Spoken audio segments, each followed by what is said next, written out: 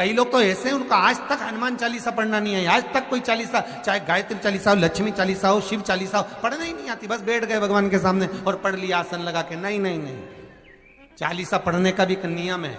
अगर कोई लक्ष्य लेकर पढ़ रहे हो तो उसका एक नियम है। पूरी जिंदगी पढ़ते रहोगे तो भगवान की प्राप्ति नहीं है, पर लक्ष्य लेकर अगर पढ़ा है आसन से, जिस भगवान की चालीसा पढ़ रहे हो उसकी मूर्ति या उसका फोटो आपके सामने होना चाहिए। एक घी का दिया, अगर हनुमान चालीसा पढ़ रहे हो तो या तो घी का दिया जलाओ, वो भी गाय के घी का। और कई लोग तो ऐसे हैं उनका आज तक हनुमान चालीसा पढ़ना नहीं है, आज तक कोई चालीसा, चाहे गायत्री चालीसा हो, लक्ष्मी चालीसा हो, शिव चालीसा हो, पढ़ना ही नहीं आती, बस बैठ गए भगवान के सामने और पढ़ लिया आसन लगा के। नहीं नहीं नहीं, चालीसा पढ़ने का भी एक नियम है। अगर कोई लक्ष्य लेकर पढ़ रहे हो तो उसका एक नियम है। पूरी जिंदगी पढ़ते रहोगे तो भगवान की प्राप्ति नहीं है, पर लक्ष्य लेकर अगर पढ़ा है आसन से, जिस भगवान की चालीसा पढ़ रहे हो उसकी मूर्ति या उसका फोटो आपके सामने होना चाहिए। एक घी का दिया, अगर हनुमान चालीसा पढ़ रहे हो तो या तो घी का दिया जलाओ, वो भी गाय के घी का हो, भैंस के घी का मत जलाना। हनुमान जी कभी प्रकट नहीं होंगे भैंस के घी से। घी का दिया लगाइए अगर चालीसा का पाठ कर रहे हो हनुमान जी का। और बहुत ज्यादा संकट है, बहुत ज्यादा परेशानी है तो हनुमान चालीसा का पाठ करो तो तिल्ली के तेल का दिया लगाओ,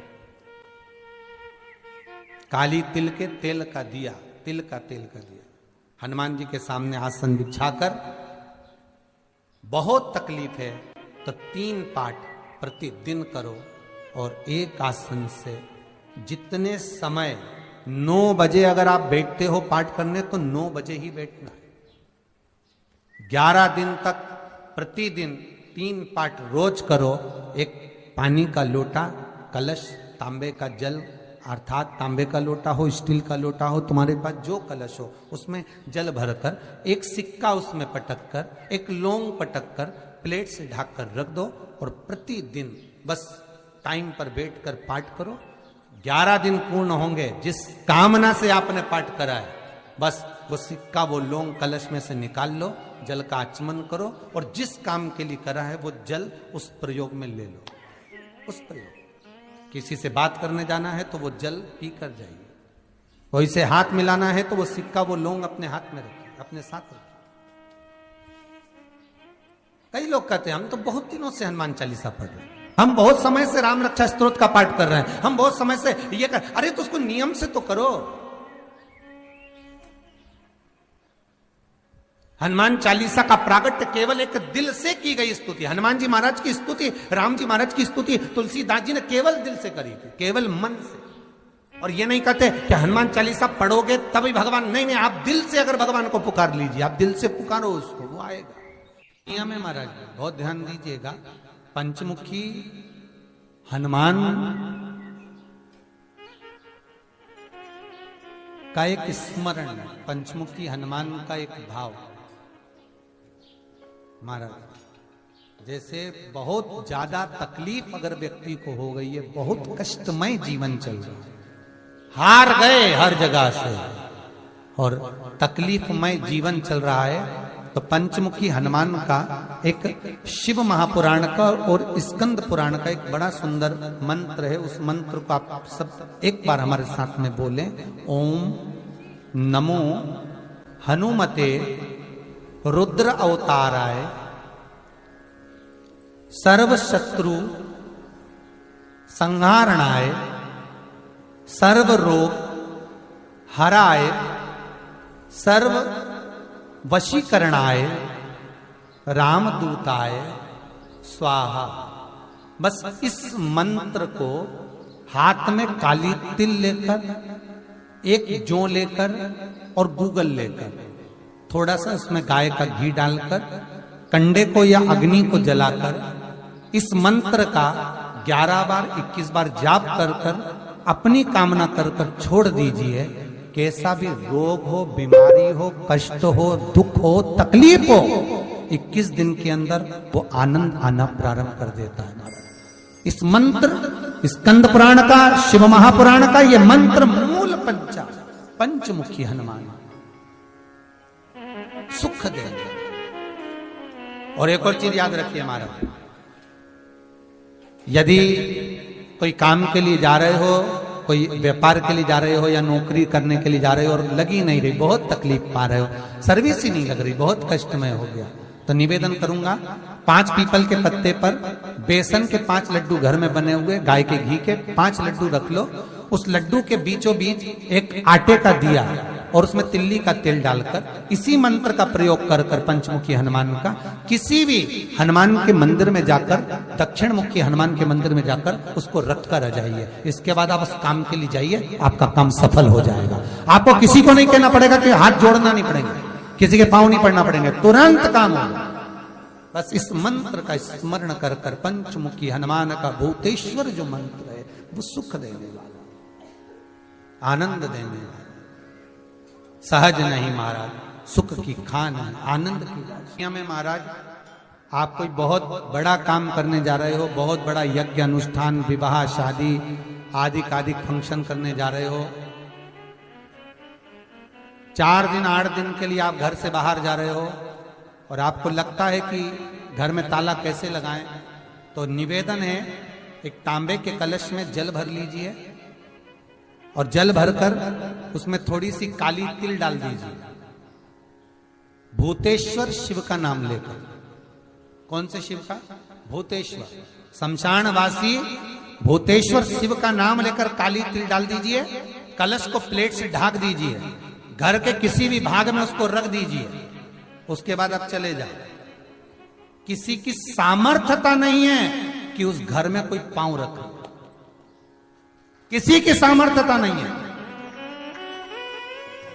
और अगर कोई भूले से पांव भी रख दिया तो 22 दिन या 21 दिन के अंदर उसको, जैसे लोगों को हवा आती है, बस उसको चक्कर आना चालू हो, बाल खोल खोल के घुमा मिलेगा। शास्त्र प्रमाण करता है हमारे भूतेश्वर शिव। ये कलश जो होता है ना, जल का जो पात्र होता है, ये साधारण नहीं होता, सहज नहीं होता महाराज। जैसे आज आपने मेरी लाज रखी, रक्षा करी और किसी को आने नहीं दिया, विनती स्वीकार करना। आपका जल पात्र भूतेश्वर के नाम से काली तिल से जहां रखा जाए उस गृह में कोई प्रवेश ना कर पाए। शिव जी ने वचन दे दिया, मेरी चंडियां 64 योगनियां, डाकनी, पिशाचनी, चुड़ैल और भूत इस कलश के विराजमान होते ही सर्वस्व फैल जाते हैं, फिर अंदर कोई नहीं आ सकता, भीतर प्रवेश नहीं हो सकता। लगे तो उन्होंने हनुमान जी से कहा कि तुम क्या चाहते हो? हनुमान जी बोले मेरे को जाना है, क्योंकि जहां राम वहां हनुमान। हनुमान जी जब कहने लगे कि मेरे को जाना है, तो राम जी महाराज बोले नहीं नहीं हनुमान, तुझे सबसे ज्यादा प्रिय क्या है? तो कह राम। तो हनुमान तू कह रहा है सबसे ज्यादा प्रिय है राम, प्रिय है, तो एक बार जिस समय देवऋषि नारद का अपमान हुआ, विश्वामित्र बाबा का अपमान हुआ, उस समय पर एक राजा ने जब अपमान करा तो तूने उसको राम नाम लिखकर एक जगह पर बिठा दिया और कहा कि तू राम नाम जपते रहे। उसने राम नाम जपा। तब हनुमान याद कर, मेरे सम्मुख में तू खड़ा था और युद्ध होने वाला था, तो तूने क्या कहा था? प्रभु आप इसको मार नहीं सकते क्योंकि ये आपका नाम ले रहा है, राम से बड़ा होता है राम का नाम, आप इसे मार नहीं सकते। तब आपने ये संवाद कहा था, हनुमान बता तेरी प्रियता क्या है? हनुमान जी कहते हैं प्रभु आपने मुझे जगा दिया, क्योंकि मुझे श्राप ये मिला था कि तू जागेगा किसी की जगाने पर, आपने मुझे जगा दिया, इसलिए है नाथ अब मैं जाना नहीं चाहता, सत्संग करना चाहता।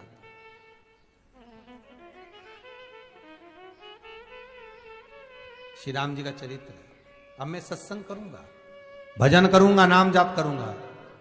पर राम जी जानते हैं हनुमान से, कहा हनुमान मेरा जाने का समय आ गया, मुझे तो जाना पड़ेगा ना, सीता पृथ्वी में चली गई, मुझे भी जाना है, मैं सरयू के जल में अपने प्राणों को त्यागूंगा, मानव का शरीर है इसको त्यागना तो पड़ेगा ना हनुमान।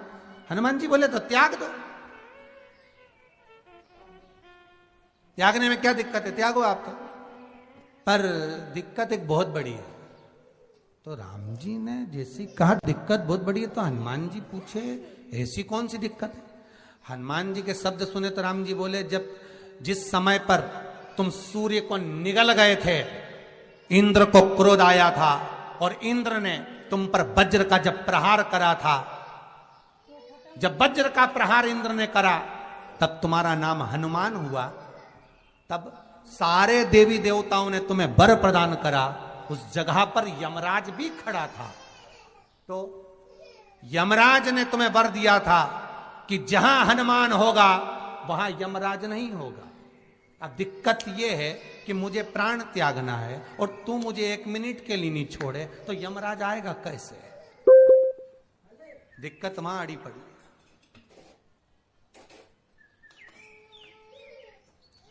हनुमान जी मुस्कुरा के बोले राम जी महाराज से, प्रभु मैं आपके बिना रह नहीं सकता। तो राम जी बोले, मैं भी जानता हूं कि तू मेरे बिना नहीं रह सकता, पर एक काम तो कर सकता है ना। क्या? मैं अगर कोई काम बताऊंगा तो तू करेगा कि नहीं करेगा? हनुमान जी बोले, आपका काम और मैं ना करूं, ऐसा कभी हुआ है? जरूर करूंगा। ठीक है। बस अब राम जी महाराज ने सोच लिया कि हनुमान को जाने से पहले काम पर लगाना। अब वो कौन सा काम था? बोलो रे भाई। हनुमान जी को कहां काम पर लगाया राम जी ने? किस जगह पर काम पर लगाया? अरे सभी ने रामचरितमानस सुनी है, खूब सुनी, जल्दी बताओ। राम जी महाराज ने प्राण त्यागते समय, सरयू जी में प्राणों को देते समय, राम जी ने हनुमान जी को किस काम में लगाया था? कि राम जी ने अपने हाथ की एक मुद्रिका जिस पे राम लिखा हुआ था, वो मुद्रिका एक अयोध्या की एक सरंग में जमीन में डाल दिया और हनुमान से कहा, जा जरा ढूंढ के लेके आ, मैं अभी घूम कर आया। और हनुमान जी तलातल रसातल भूमि के नीचे पताल में चले गए उस मुद्रिका को ढूंढने के लिए